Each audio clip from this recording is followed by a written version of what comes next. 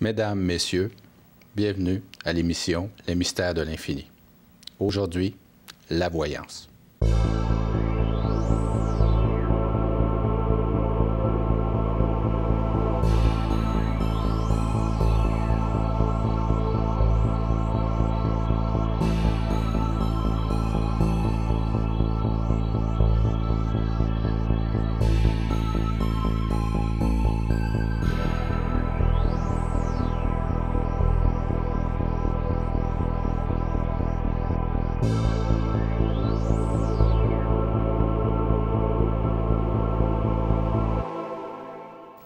Mesdames, Messieurs, il y a une vingtaine d'années, j'animais une émission, La science de l'être, et mon invité était M. Normand Pinard, qui avait, lors d'une émission, fait une série de prédictions pour la société sur divers sujets. Et aujourd'hui, c'est ce que nous allons regarder ensemble pour voir si ces prédictions étaient précises ou non. Mais d'emblée de jeu, je suis obligé de dire qu'après quelques recherches, on s'est rendu compte que la justesse des prédictions de M. Normand Pinard était assez extraordinaire et même, moi, je lui accorde une note de 10 sur 10, même s'il en avait fait plus que 10. Alors, M. Pinard, si vous me permettez, on pourrait regarder ensemble qu'est-ce que vous aviez prédit il y a 20 ans de ça et qu'est-ce que ça a donné aujourd'hui. Alors, je me suis documenté pour voir si M. Pinard avait vraiment apporté des prédictions par rapport à l'avenir. Et puis, vraiment, je vais d'entrée de jeu dire que le vidéo sur laquelle vous aviez fait pour l'émission est toujours disponible. Si les gens veulent la regarder, allez sur votre émission à www.normandpinard.com. Et dès la page titre, à l'accueil, vous allez retrouver l'émission qui... Les prédictions de 1994 allant jusqu'à l'an 2080. Exactement. On ne peut pas vérifier d'aujourd'hui aller jusqu'à l'an 2080, mais on peut vérifier de 1994 jusqu'à aujourd'hui. À 2012. Et là, moi, on a fait de vidéo. Oui. J'ai écrit les secondes à côté au moment où je fais ma prédiction. Donc, les gens disent, bon, à 11 minutes et 39 secondes, il dit ça. Vous avez un lien, 11 minutes et 39 secondes. Je parle d'un cœur artificiel.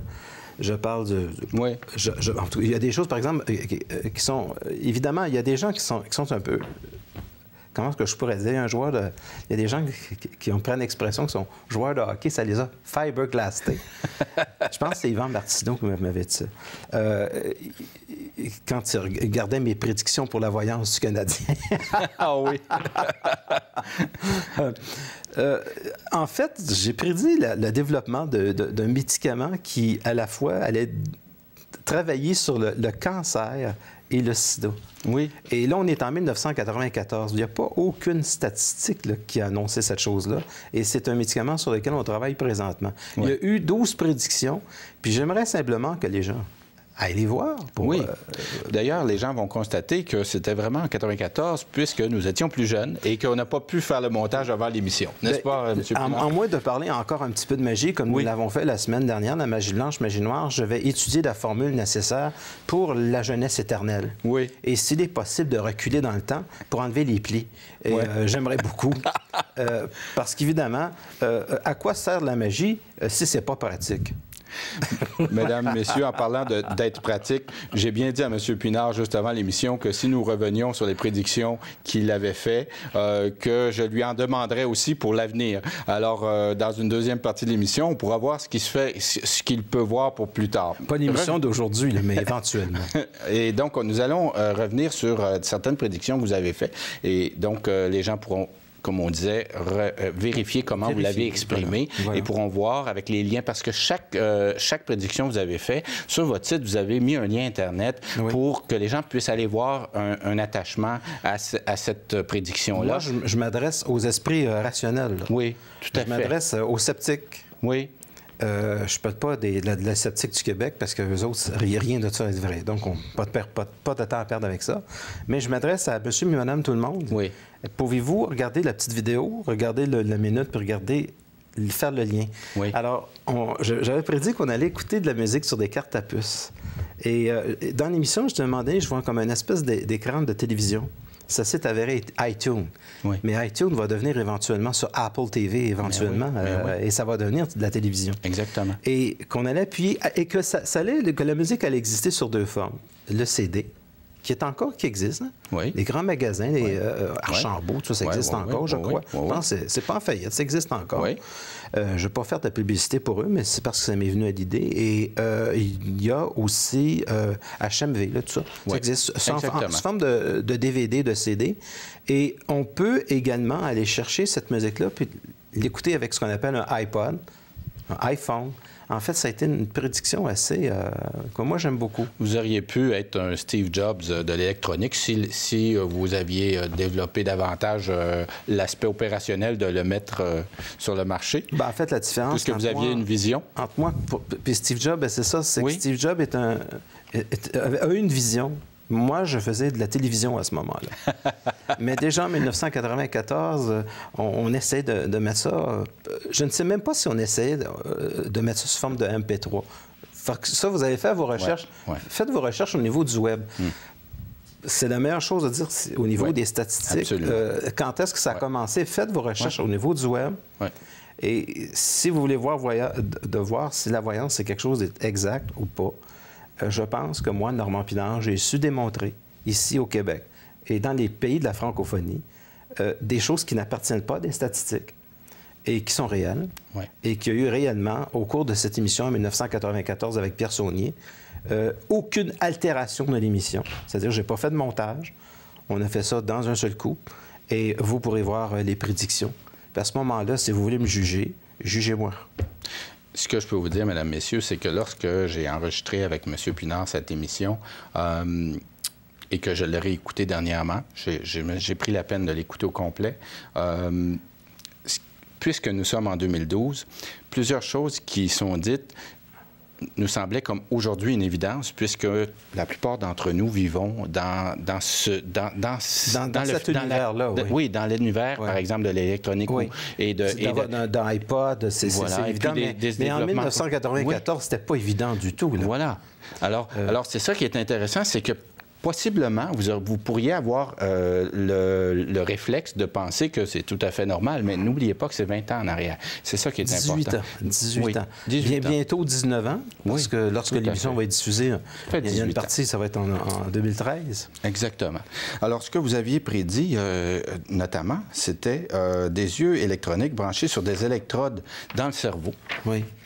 Et justement, aujourd'hui, effectivement, vous avez sûrement vu des reportages, même pas juste le lien qui est là, parce qu'il y a un lien qui explique. Oui, il y a un lien sur le site qui vous amène au reportage. Il y a eu beaucoup de reportages dans les 3-4 dernières années qui parlaient justement des possibilités de faire voir des aveugles. Oui. Et c'est un fait aujourd'hui. C'est quelque chose qui est arrivé. Oui. Et aussi, ça c'est étrange, c'est que Québec allait devenir une ville plus festive. Oui. Il n'était pas question en 1994 que Québec devienne une ville plus festive. Évidemment, je dis à un moment donné, il y aura comme une espèce de Disneyland à Québec. Bien, avec le moulin, etc., c'est devenu une ville plus... comment je pourrais dire? Certainement plus attirante de ce côté-là. Oui. On a beaucoup développé l'aspect festif. Est-ce qu'il y a eu un réchauffement de 3 degrés? Je ne sais pas encore. Mais ça s'est réchauffé. Ça s'est réchauffé. La température, depuis 1994, s'est réchauffée. Juste l'été qu'on a eu, qui était extraordinaire. C'est ça, mais il y a beaucoup de gens qui diront, oui, mais ça, c'est des statistiques. En 1994, c'était déjà connu. Bon, alors là-dessus, je vais leur accorder les statistiques. Mais il y a quand même des choses qui concernent des médicaments et aussi une vision qui est fabuleuse, je pense, et je le dis sans aucune prétention. C'est ce fameux cœur artificiel. Oui. Effectivement. Et je dis dans l'émission que ce cœur aura la grosseur à peu près d'un dé à coudre. Oui. Et en 2000, on clique sur l'image. Oui, vous pouvez aller voir sur le lien d'ailleurs. Et ça ressemble à un dé à coudre. Et j'ai dit que ce dé à coudre avait autour une espèce de tissu.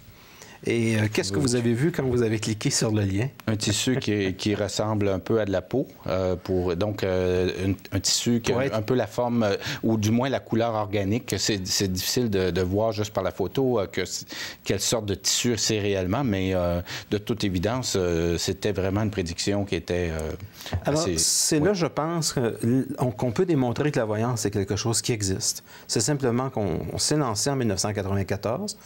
Je l'ai fait avec Pierre. Je ne pense pas que Pierre accepterait, étant donné l'importance du poste qu'il occupe en société, de travailler à côté d'un individu qui n'est pas crédible. Donc, je pense que la preuve est là.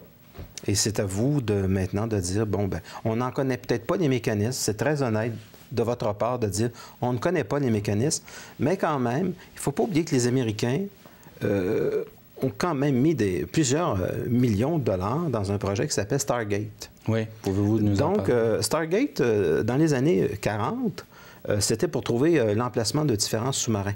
Oui.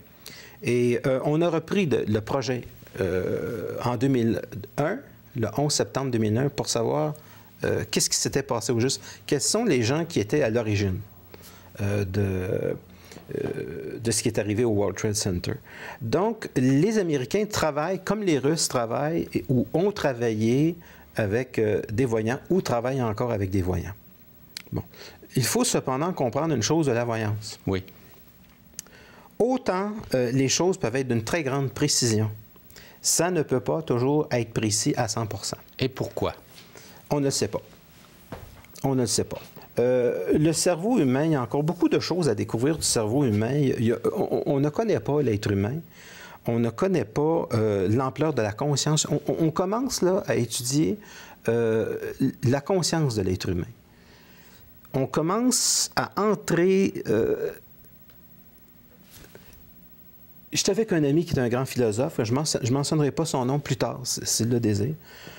On parle d'un principe que la parapsychologie tend à démontrer qu'à prime abord, dans l'être humain, il y a un processus d'autodivinisation. Donc, ça va très loin. Et je pense au dernier livre de Bertrand Meyers. Donc, ça s'écrit M-E accent aigu H-E-U-S-T, Bertrand Meyers. Allez voir son dernier livre sur la voyance. Donc, qui va parler du mystère de l'esprit et du pouvoir, et aussi également du principe d'autodivinisation. Donc, le principe d'autodivinisation, ce n'est pas une chose que j'invente, c'est une chose que les philosophes français, puis même dans la globalisation totale de l'individu, que Carl Gustav Jung avait parlé. C'est-à-dire que dans l'inconscient même de l'individu résident des forces qui sont absolument infinies. Et même probablement presque aussi infinies que les forces qu'on a octroyées autrefois aux divinités. Donc, je dirais que notre époque, parce qu'on glisse vers la voyance, vers ça, mais il faut l'expliquer à un moment donné. J'ai fait une expérience. Je vais commencer par cette expérience. Au Centre Saint-Pierre, en 2009, j'avais réuni une dizaine de personnes, une quinzaine de personnes qui ne se connaissaient pas du tout. Et je les avais assis sur une chaise. Je disais, on va faire une expérience. J'ai dit, vous allez essayer de deviner quelle est la maison de l'autre. Si c'est un premier, un deuxième étage, un troisième étage. Vous allez maintenant entrer dans la salle de bain. Et vous allez essayer de deviner quelle est la couleur des rideaux de douche, le savonnier. Alors, il y a des dames comme ça qui arrivaient et disent, moi, je ne suis pas voyante, là, je vais dire n'importe quoi. Bon. Mais cependant, ça devenait quelque chose d'exact. C'était exact. Alors, elle s'est demandé, il y a plusieurs personnes qui se sont demandé, est-ce que c'est une plaisanterie là, que vous me faites? Parce que je ne suis pas voyante et je le dis. Mais voilà que le résultat des gens qui faisaient simplement essayer en eux la voyance, ça donnait un résultat d'à peu près 90 %. Alors qu'ils se croyaient non-voyants. Au sens de la voyance. Au sens de la voyance, pour oui. eux, c'était quelque chose d'impensable. Donc, j'ai simplement à dire une chose, essayer, c'est l'adopter. Oui. Donc, la voyance, c'est une faculté qui peut se développer. Oui, on peut l'avoir à la naissance.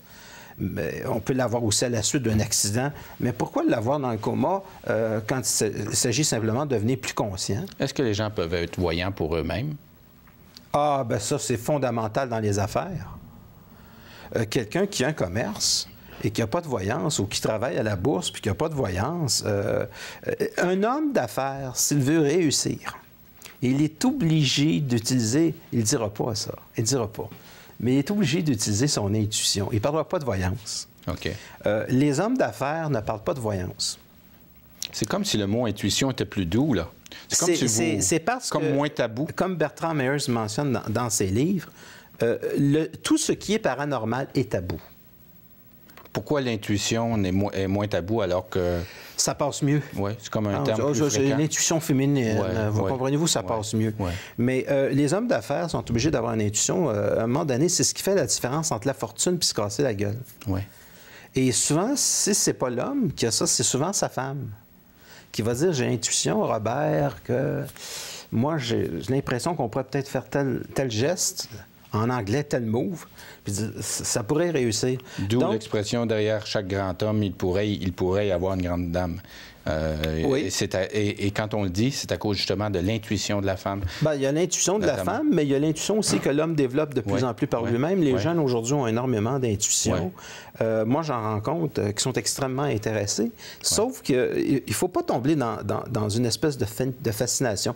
C'est-à-dire que ça fait la différence entre être équilibré, de dire je m'intéresse à ça, je vais l'essayer, je vais voir.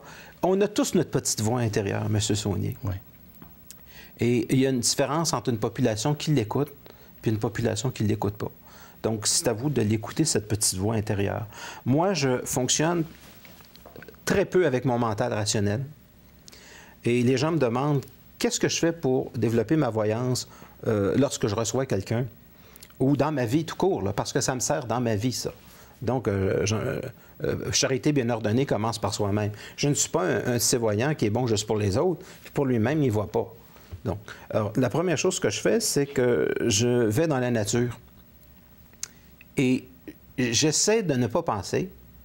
Et au bout de 20 minutes, je ne pense plus. Quand je fais le vide, je fais le plein et je m'énergise en regardant, par exemple, des canards sauvages, en regardant le ciel, en regardant des arbres. Donc, pour moi, le contact avec la nature, pour moi, ça m'énergise d'une manière extraordinaire. Donc, j'y vais à tous les jours. En vélo ou alors à pied ou en raquette l'hiver. Ça, je vais 4 à 5 fois par semaine. C'est là où je vais chercher mon énergie. Je pense à rien. Mais on est toujours, en fait, quand on ne pense à rien, on fait le plein de sa sérénité. Et ce que je vais chercher, c'est une sérénité. Et elle a deux fonctions. La première fonction de ma sérénité, c'est qu'elle me donne ma force. Et la deuxième chose que me donne cette sérénité-là, c'est la faculté de la voyance. C'est-à-dire d'être précis. Quand je vais recevoir mon client, d'être capable de lui dire, il va se passer ça, ça, ça, ça, ça. Mais il y a quelque chose d'extrêmement important que je veux dire aux gens. Vous avez dans votre futur des probabilités. Et voici pourquoi la voyance, il y a beaucoup de probabilités dans le domaine de la voyance. Et quand je dis des probabilités, c'est qu'il y a plusieurs avenues possibles. Vous allez me dire, oui, mais s'il y a plusieurs avenues possibles, puis que vous faites de la voyance, ça veut dire que c'est pas ça nécessairement qui va arriver, donc il peut arriver n'importe quoi. Mais l'important, c'est qu'il arrive la meilleure chose. Donc, c'est extrêmement important de travailler sa psychologie, puis de s'aimer. Parce que c'est comme la semaine passée, quand on a parlé de magie, c'est parce que la relation qu'un être humain établit avec lui-même fait arriver les événements au-delà de l'espace et du temps. Donc, c'est clair et net que je suis porté dans ma voyance, même si on ne me le demande pas, je suis porté à dire, si tu changes telle chose, tu vas faire arriver le phénomène plus rapidement. Donc, il y a des choses que je vais voir au niveau de la temporalité qui va prendre, par exemple, 1 an, 2 ans. Puis j'ai dit, si tu changes ça dans ton comportement, dans 2 mois, c'est réglé. Alors, on a du pouvoir. Parce que juste faire de la voyance pour de la voyance avec du tarot, dire, bon, il va arriver ça, tu vas rencontrer quelqu'un, etc., bon, il va arriver tel mois. l'important, c'est pas de savoir si on rencontre quelqu'un, mais est-ce que c'est la bonne personne? Pourquoi c'est la bonne personne? Est-ce que c'est une personne avec laquelle on va être bien? Est-ce que c'est une personne qui va nous rendre malheureux? Donc, c'est pas juste l'importance de rencontrer quelqu'un, c'est qui je rencontre. Puis pour savoir qui je rencontre, c'est qui je suis. Quelle relation que j'établis en moi-même? Qui suis-je? Et ça, c'est une très grande phrase. Oui. Qui suis-je? Parce que c'est pas évident. Alors, la voyance, c'est voir des probabilités, mais en même temps, je fais plus que ça. Puis, quand les gens m'envoient du courriel, c'est toujours pour me dire merci d'avoir changé ma vie. Mais la réalité, c'est eux qui changent leur vie. C'est eux qui changent leur vie parce que je leur ai montré quelque chose avec lequel il y avait assez d'ouverture d'esprit pour dire c'est intéressant, ça. Oui. Donc, j'aime beaucoup travailler de la dimension psychologique, mais s'il y a des gens qui me disent « Moi, je ne veux pas travailler avec la dimension psychologique, ça ne m'intéresse pas », bien, je dirais mon premier feeling, et puis c'est toujours le client qui décide de ce côté-là. Quand quelqu'un rencontre un voyant, quelle est la place de son libre arbitre par la suite? Parce que c'est important, la responsabilisation que la personne doit sentir en sortant d'une séance, qu'elle ne sente pas qu'elle est encadrée d'un avenir qui serait immuable, que le libre arbitre, s'il y a quelque chose qui ne fait pas son affaire, il faut qu'elle modifie quelque chose. Donc, qu'elle a encore le libre arbitre. Si l'avenir qui lui a été lu n'est pas un avenir qu'elle souhaiterait. C'est mon enseignement de montrer au monde à quel degré non seulement ils sont libres, mais qu'ils sont puissants. En plus. Alors, donc, on est en dehors de... Donc, c'est de sortir d'une séance avec de l'énergie positive. Pas nécessairement. Oui, mais s'il y a quelque chose à changer, ça ne va pas nécessairement faire toujours plaisir à quelqu'un de dire « il faut changer ça ». Ça peut demander un effort. Ça peut demander de se remettre en question. D'accord? Mais simplement, je ne vais pas le faire avec tout le monde. Mais il y a des gens qui disent souvent « Oui, moi, je suis allé voir Normand Pinard, mais il est très psychologue. » C'est parce que pour moi, ça me permet ça... je ne suis pas juste la psychologue. Il n'y a pas juste la psychologie, c'est... Je fais la voyance, mais pour moi, s'il y a de la souffrance dans quelqu'un, c'est de dire, bien, tu changes ça, tu changes ça, tu changes ça, tu vas voir, ça va bien se passer, ça va aller vite. Et je ressens au fur et à mesure que ça va être très facile pour la personne de changer son futur. Puis que ça va être un futur qui va être rempli d'événements, qui va être positif, qui va être agréable, que ça va être intéressant. Moi, j'avais un ami qui disait toujours, j'ai pas de chance dans la vie, l'argent ne vient pas. Je nommerai pas son nom, mais je veux dire, il y avait un moment d'année, mais c'est arrivé un mois après, donc 35 jours plus tard. Il me dit, j'ai gagné un billet à mon travail, puis je pense que dans le jackpot, il y avait 10 000 $. Donc, il a quand même réussi à gagner 5 000 $. Oui. Alors, c'est un individu, pour la première fois, qui commençait à être chanceux dans sa vie. Donc, la chance, c'est un state of mind. C'est un état d'esprit. C'est une relation que l'on établit avec soi-même. Puis moi, j'aime ça, concentrer la consultation sur le state of mind, l'état d'esprit, la possibilité. Mais si une personne veut juste me demander si son chum qui l'a quitté va revenir, pas de problème, je vais le dire aussi, là, c'est le client qui décide. Mais si elle me donne la chance, ou si elle veut bien m'accorder la chance de travailler un point de vue, un autre point de vue, dire qu'est-ce que tu penses de ça? Ça, c'est les Français sont très forts là-dessus.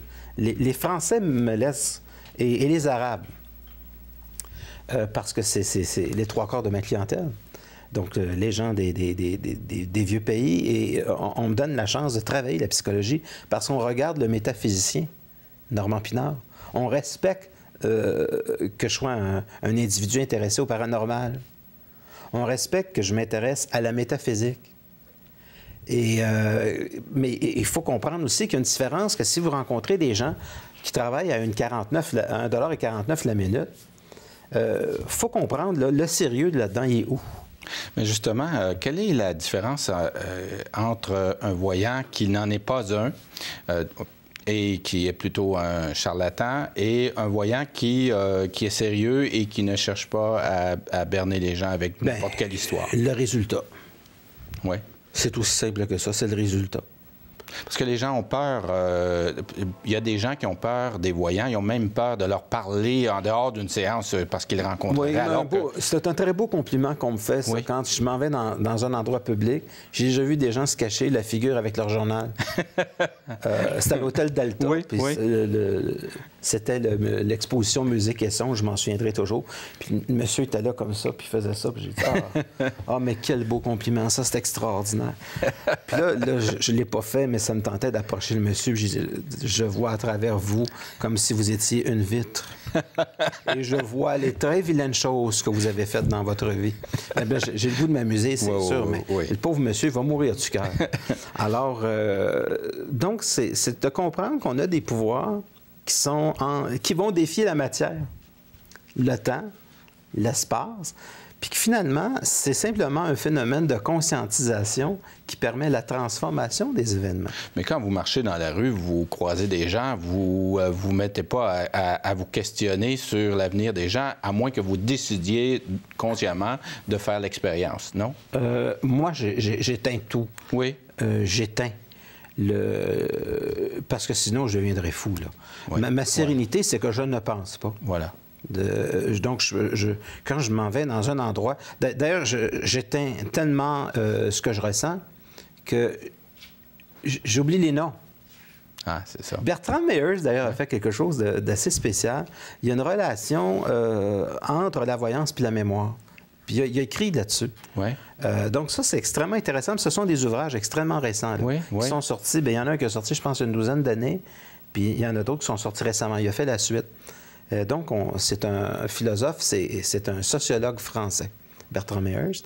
Et donc, il y a une relation entre la mémoire et ces perceptions-là.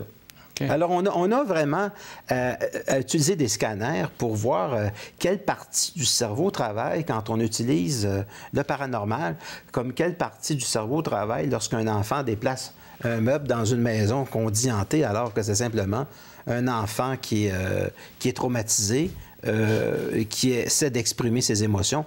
On y reviendra à ça, les maisons hantées. Mais le cerveau humain en soi est quelque chose d'extraordinairement puissant.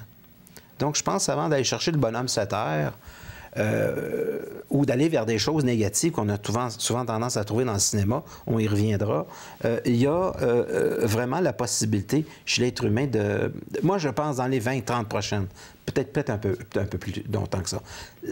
Dans 50 ans, quand les gens vont commencer à mettre des gros sous sur la table, là, quand on peut en parler de 50 millions, on va dire, bon, là, on va régler la question une fois pour toutes, c'est quoi ces phénomènes que l'on dit paranormal, comme ça se fait à l'Université de Fribourg en Allemagne, comme ça se fait à l'Université d'Édimbourg en Écosse, on va être capable de trouver des choses qui sont très intéressantes. Donc, c'est la découverte de soi. C'est l'histoire de l'être humain qui est en jeu ici, de sa conscience, de sa pleine connaissance, et même, je dirais même, comme les philosophes français, certains philosophes français le mentionnent, son autodivinisation. C'est une bonne façon d'achever notre émission, l'autodivination. C'est être optimiste en tout cas. Exactement. Monsieur Pinard, vous pouvez rencontrer les gens qui le souhaitent pour des séances de consultation, de voyance. Et vous pouvez aussi vous faites aussi des soupers-conférences. Tous les 2 jeudis, je donne 2 jeudis par mois des conférences. Oui. Alors, ils peuvent retrouver les coordonnées sur votre site Web. Absolument. Vous avez aussi une page Facebook à votre nom que les gens peuvent aller voir? Oui, les gens vont voir les témoignages. Oui. Y a-tu été bon, le gars? Et puis, moi, j'efface rien. Bon. À quel numéro ils peuvent vous rejoindre, M. Pinard? Le 514-254-5919. Et votre site Web? www.normandpinard.com. OK. Et d'autre part, c'est toutes les émissions que nous allons faire, l'émission actuelle qui est Le mystère de l'infini, vont se retrouver sur YouTube et vous allez pouvoir toutes les revoir. Et donc, je vous invite aussi, vous pouvez, si vous avez des questions liées à l'émission, vous pouvez toujours appeler au studio d'enregistrement au 450-973-8005 et le site web du studio est le www.tvrl.ca.